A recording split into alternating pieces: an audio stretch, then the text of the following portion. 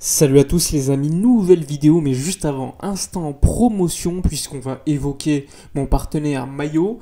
Comme vous pouvez le voir à l'écran, pas mal de maillots en vente, que ce soit des maillots vintage, des maillots plus actuels avec un code promo qui vous permet d'économiser pas mal d'argent. C'est des maillots d'une grande qualité, même si ce sont des répliques, je tiens à le préciser, ça reste comme des maillots assez représentatifs, des maillots officiels. Et donc personnellement, après en avoir commandé pas mal, je peux vous conseiller ces maillots. Franchement, si vous avez des questions, n'hésitez pas à venir sur Instagram avec moi pour en parler, ou encore leur poser directement des questions sur leur site. Il y a un code promotion qui vous permet également d'acquérir pas mal d'avantages. Tout est dans la description de cette vidéo, n'hésitez pas à venir poser des questions, à vous intéresser. Et si vous voulez des maillots, eh bien mon partenaire maillot est présent pour vous.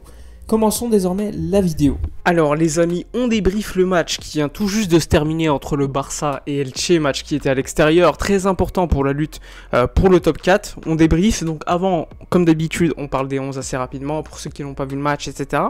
Comme vous pouvez le voir à l'image, le FC Barcelone a fait quelques rotations en vue du match contre Galatasaray la semaine prochaine. Donc au but Ter Stegen, Piqué Araujo en défense centrale, pas de surprise jusqu'à là. Ensuite, à droite, Alves, à gauche, Alba, donc on n'est pas surpris. Et là, au milieu de terrain, c'est Frenkie de Jong, Busquets, Pedri.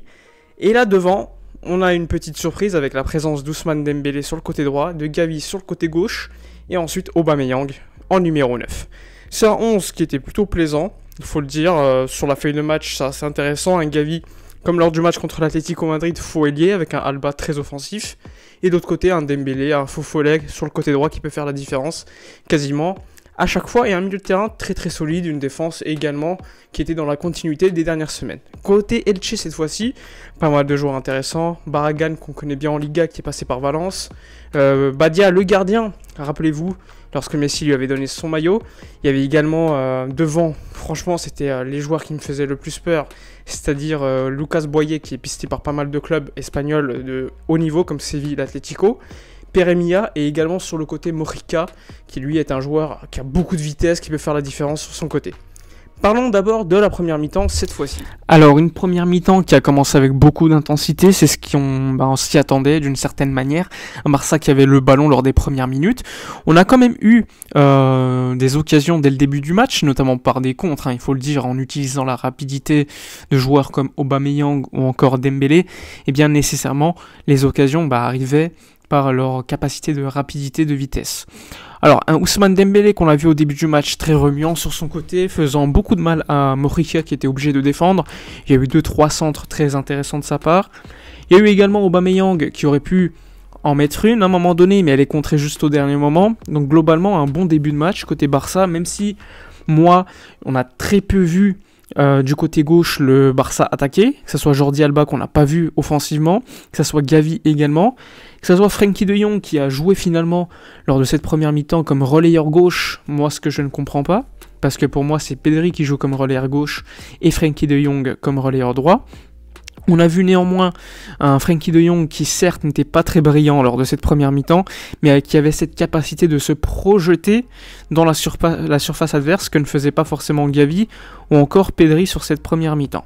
Le Barça aurait pu mener au score avec notamment une très belle occasion créée par Aubameyang et encore Dembélé par leur vitesse encore une fois, avec un piqué de Dembélé qui ne passe pas très loin, un arrêt du gardien, ça revient sur Frenkie de Jong, il y a un arrêt du gardien et il y a un sauvetage du défenseur central de Elche sur la ligne après une frappe de Frenkie de Jong.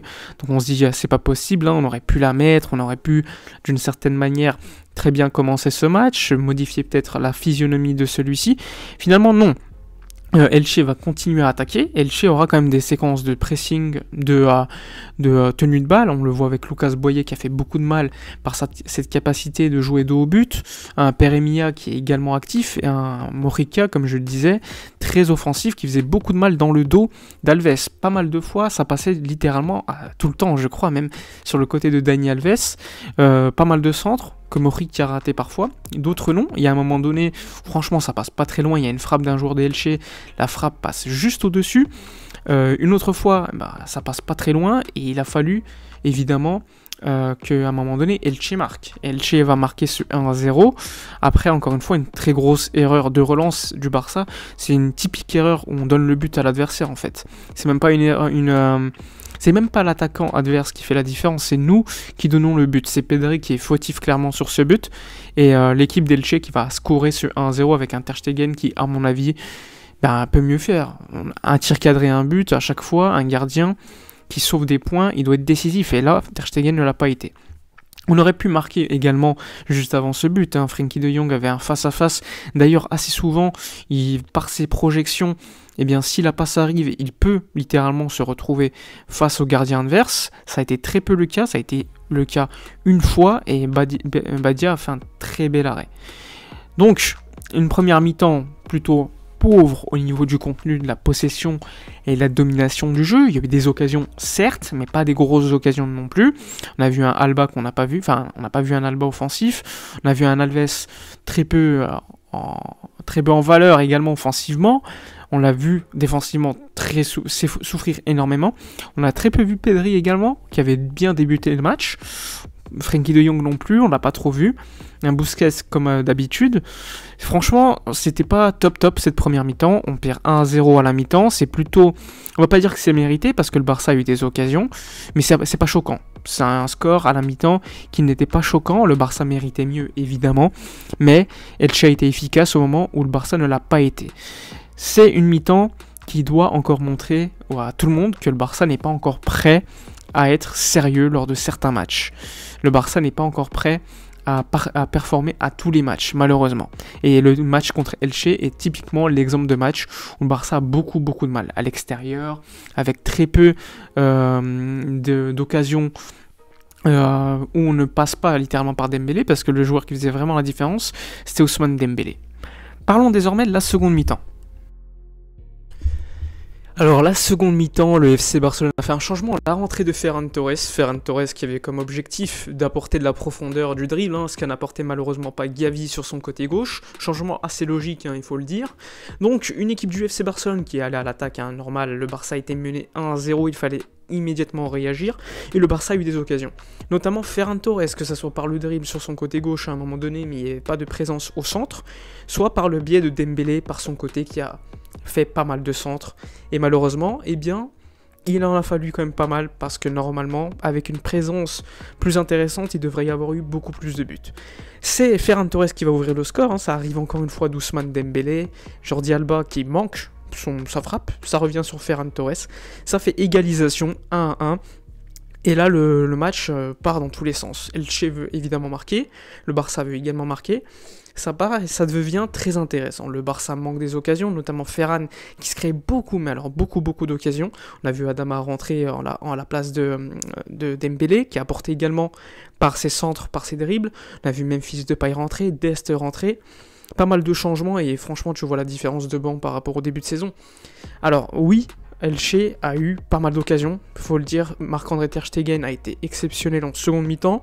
Il a fait 2-3 parades sur la deuxième mi-temps où littéralement il nous sauve du score. Et ça, il faut le dire. Quand il n'est pas bon, il faut le dire. Et quand il est bon, il faut aussi le dire. Sur cette seconde mi-temps, il sauve le Barça. La rentrée de Ferran Torres a beaucoup apporté, ça il faut le dire.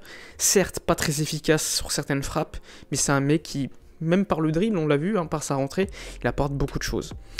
On a vu un Aubameyang un peu transparent en seconde mi-temps, même s'il a eu une occasion à un moment donné, mais très peu de présence devant. Sinon, globalement, le Barça a réussi en fin de match à marquer ce but par penalty, un penalty discutable, mais il y a main.